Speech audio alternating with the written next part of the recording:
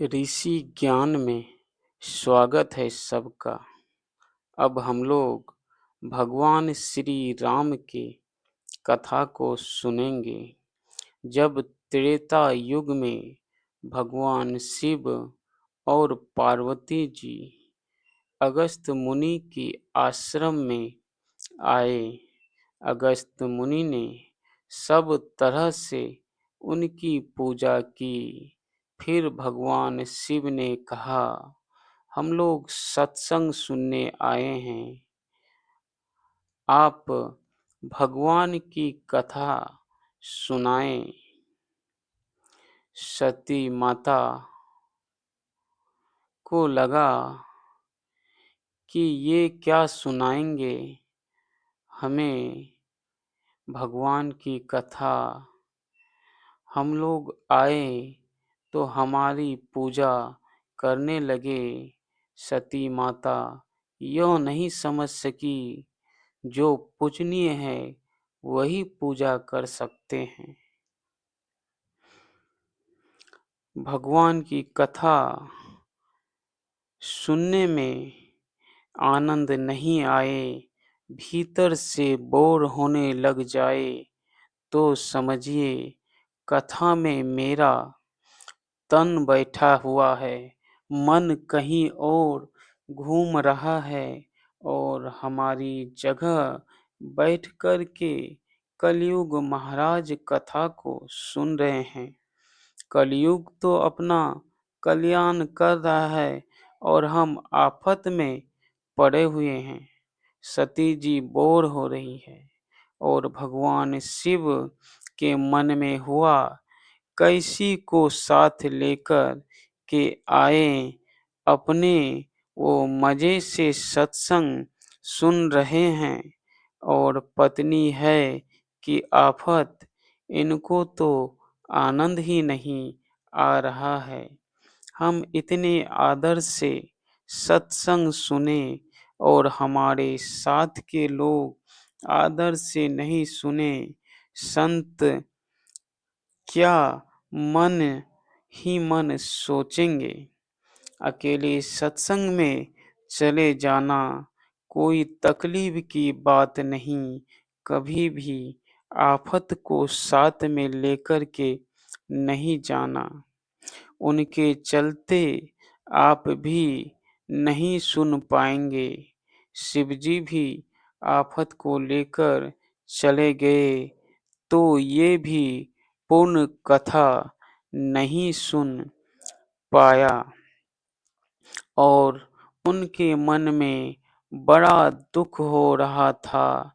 ये संत क्या सोचेंगे, कैसे के साथ विवाह किया, कैसे इनकी पत्नी है, सत्संग से कोई प्रेम नहीं।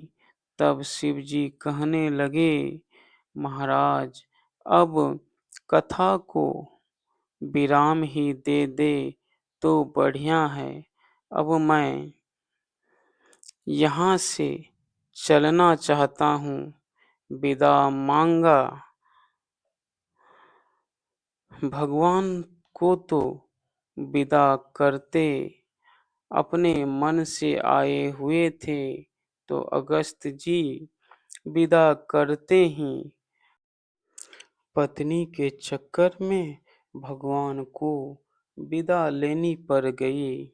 महाराज अब जाना ही चाहता हूँ। कैसे को साथ में लेकर आ गया, बढ़िया से सुन भी नहीं सका। अब अकेले आऊंगा तो सुनूंगा। जब सती जी को साथ में लेकर शिव जी आए थे, तब तुलसीदास जी महाराज लिखते हैं, संग सती जग जननी भवानी, पूजे ऋषि अखिलेश्वर जानी। सती जी के लिए जगत जननी शब्द का उपयोग तुलसीदास जी ने किया। जब संत की शरण में आई, तुलसीदास जी उनको जगत की माता कहकर प्रणाम कर रहे हैं। और संत की बात अच्छी नहीं लगी तो वही तुलसीदास जी थोड़ी देर के बाद लिखते हैं, चले भवन सन दक्ष कुमारी। सती दक्ष की बेटी थी और दक्ष का अर्थ चतुर, कुशल। ये चतुर की बेटी चली और जो अपनी चतुराई के चक्कर में संत के ज्ञान को ग्रहण नहीं कर सकी। दुनिया का सारा ज्ञान जहाँ जाकर के अंत हो जाता है, वहाँ से संत का ज्ञान शुरू होता है। ऐसे महान ज्ञानी संत के पास जाकर भी उनके ज्ञान को ग्रहण नहीं कर सकी, बोर हो गई। अब आदर का भाव खत्म हो गया। संत जातिवाद नहीं करता। संत की दृष्टि में कोई बड़ा छोटा नहीं, लेकिन संत की दृष्टि में अनादर के योग्य वह होता है जो सत्संग का आदर नहीं करता। जो सत्संग का आदर नहीं करे, संत का आदर नहीं करे, वह कितना भी बड़ा क्यों न हो, वह अनादर का पात्र है।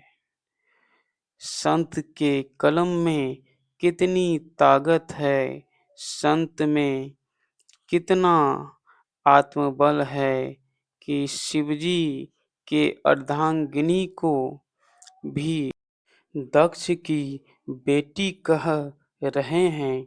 जो संत का आदर नहीं करे, भगवंत का आदर नहीं करे, भगवंत की कथा का आदर नहीं करे, वो कभी भी आदर के योग्य नहीं हो सकते।